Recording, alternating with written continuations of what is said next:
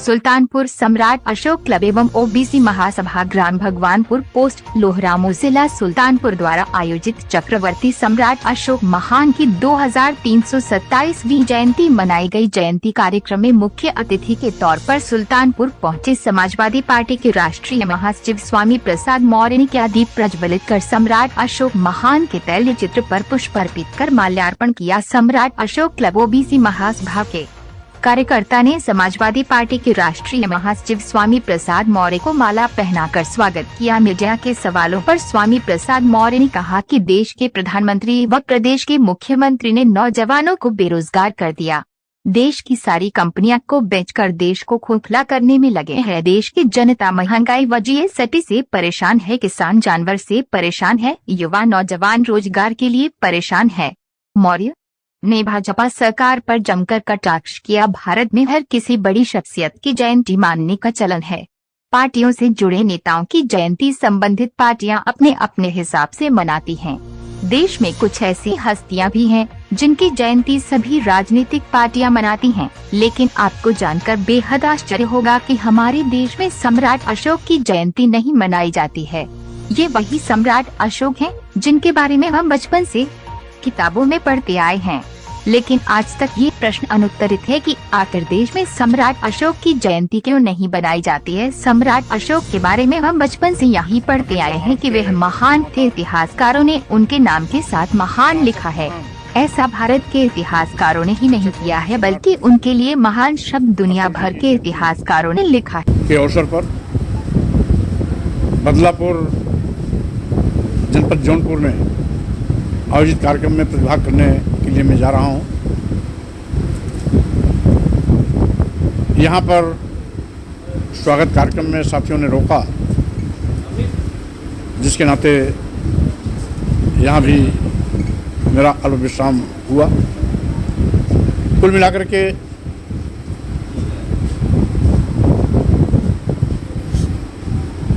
सम्राट अशोक के ज़माने में हमारे राष्ट्र की सीमा इराक और ईरान से लगी हुई थी। नित्य प्रति भारत खंड खंड होता गया। आज उसके कई टुकड़े हो गए, लेकिन सत्ता में बैठे हुए लोग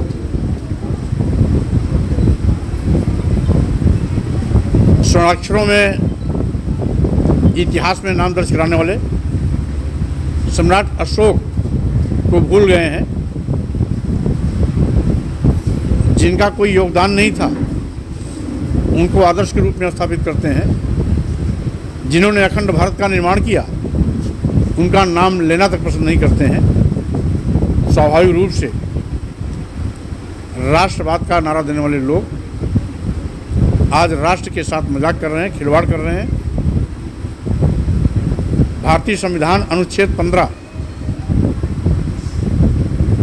जिसके अंतर्गत संविधान में स्पष्ट इस बात की व्याख्या है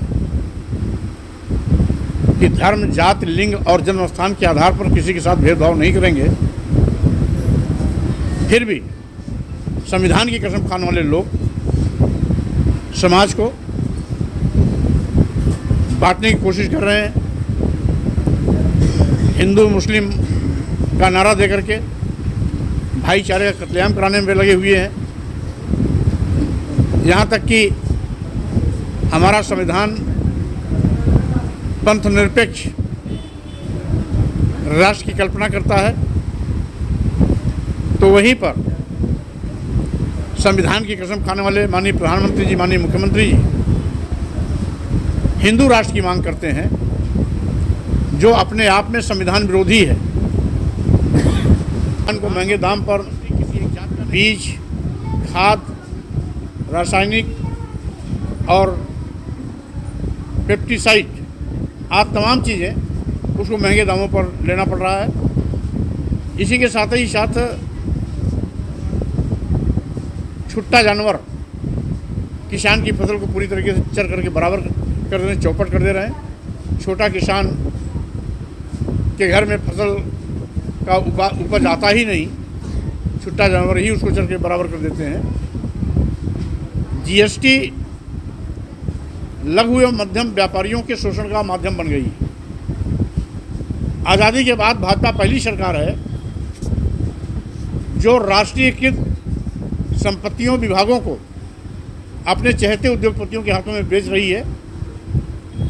देश के सभी बंदरगाह, एयरपोर्ट, एयर इंडिया, सारे रेलवे स्टेशन, कई दर्जन ट्रेनें, LIC आदि अपने चहेते उद्योगपति अदानी और अंबानी के हाथों में अरबों खरबों की संपत्ति कौड़ियों के भाव बेच दिया है।